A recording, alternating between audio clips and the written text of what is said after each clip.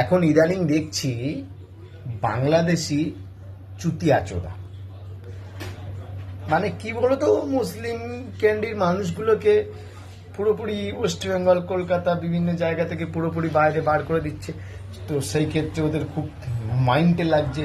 তো ওরা কি করছে, মোদি, আমাদের মুখ্যমন্ত্রী শুভেন্দু অধিকারীর ছবিতে জুতো মারছে।